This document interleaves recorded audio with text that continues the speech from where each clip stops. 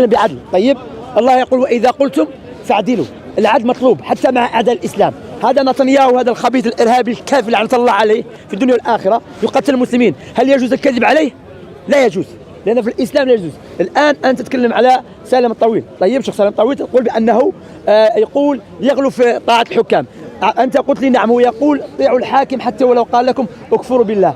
أعطيني من كتابه أو من كلامه، تفضل. طيب يا أخي الكريم، أنا أولا جاي أنا أسألك، مش جاي أناقشك. لا أخي، أنت ادعيت شيء، البينة على من طيب ادعى. ممكن. أنت ادعيت صحيح؟ ممكن. هل سوف تتراجع؟ لأنك أنا أخي دقيقة أخي، أنت ما تراجع. خلاص أعطينا الدليل بأن الشيخ سالم الطويل يقول في عندنا سلفية عثمان الخميس. أنا ما أتكلم عن اسمع الآن تتغير أنت. عثمان الخميس، ترى أن عثمان الخميس سلفي؟ ما تغير الموضوع. قلت سالم الطويل قال يجوز استماع الحاكم حتى ولو قال اكفروا بالله. أعطيني. ليش تكذب على الرجل؟ خلاص كذبت على الرجل. اتق الله، لا يجوز. خلاص اتق الله. خلاص اخي، لا خلاص لا خلاص تدخلي. لا افراد الان ما تدخلي الان، تدخلي في عثمان الخميس. الان انت ادعيت على جاوبني علماء عثمان الخميس سلفي؟ واحدة. هل عثمان الخميس جامي عندك؟ هل هو جامي؟ لا مش جامي. فاحنا نتكلم عن الجامية، تكلم عن عثمان الخميس الان. انت قلت لي الجامية عندهم اصول. الجامية هي محمد امن الجامي رحمه الله تعالى. لا ما في سلفية واحدة. سلفية واحدة. عثمان الخميس سلفي؟ سلفية واحدة. سلفية واحدة. سلفية الواحدة. لا اسمع. عثمان الخميس سلفي؟ تكلم انا الان. تكلم انا الان. عثمان الخميس تكلم انا الان. انتهى.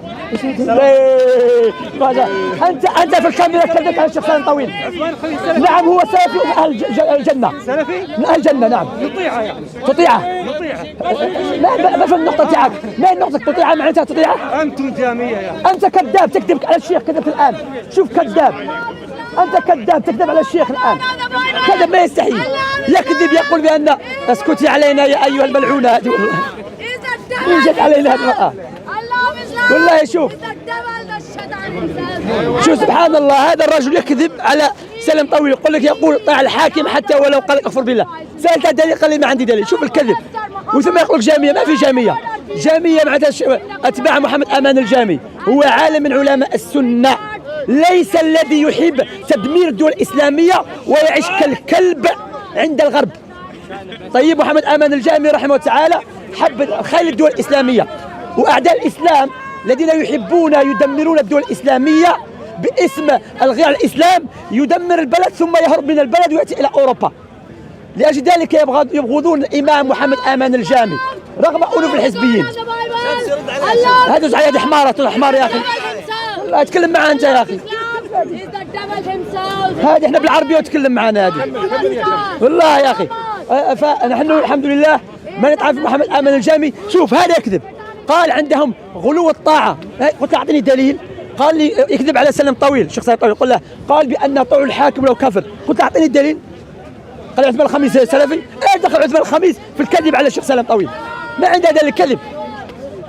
سبحان الله. وهذا الذي ترى الحزبيين يكذبون على الناس، ما عندهم دليل، كله كذب.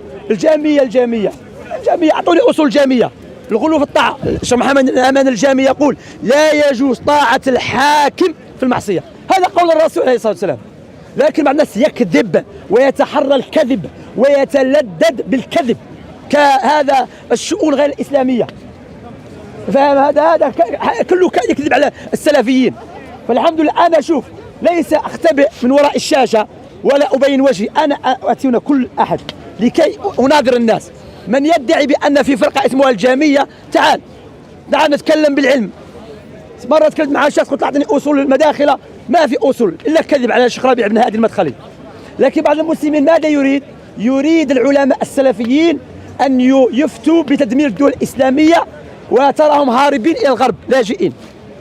لذلك رؤوس الخوارج أين هم؟ تقع في أوروبا أو في تركيا. يقول لك الحكم بما أنزل الله وهو في تركيا عايش. تركيا تحكم بما أنزل الله؟ لا يجوز. أردوغان يجوز يحكم بغير ما أنزل الله. تناقض أخي الحمد لله. فمن يدعي فيه فرقة اسمها الجامية أو المداخلة، أنا هنا تعال نتكلم القرآن والسنة والسلف. سألته يقول السلفية في اثنين. عندك دليل وما عندك دليل؟ ما عنده دليل. فهذا بالله عليك في الكاميرا سوف يراه الناس بأنه كذب، الكذب الصراح. ثم عندما ألجمته قال اتراجع ثم هرب. نسال الله السلامه والعافيه. ها هو يهودي، ندعو اليهود خلاص ندخلوا الاسلام يهودي.